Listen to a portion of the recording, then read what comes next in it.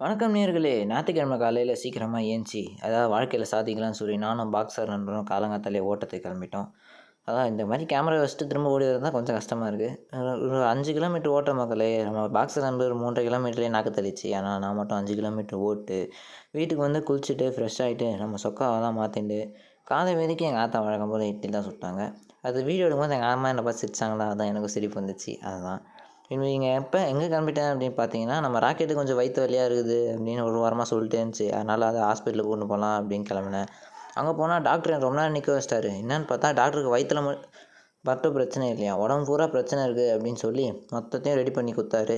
அதனால் அப்போ ஓரளவுக்கு ஓகே. அங்கேருந்து பெரட்டின்னு வந்துட்டேன் வீட்டுக்கு. டாக்டர் என்ன சொன்னார்னா, ஊசி போட்டதுனால அது கொஞ்ச நேரம் தூங்கி ரெஸ்ட் எடுக்கணும் அப்படின்னு சொன்னார். அதனால் ராக்கெட்டை தூங்க வேண்டிய இடத்துல ஒப்படைச்சிட்டு வீட்டுக்கு வந்த உடனே எங்கள் ஆத்தா மாடிக்கு போய் துணி காய போடுறா அப்படின்னு சொல்லிட்டாங்க.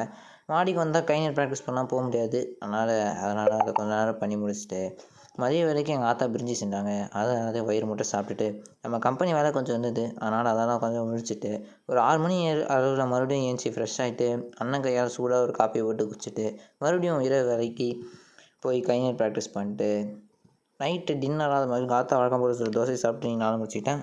உற்சாகமாக இருங்க மக்களே!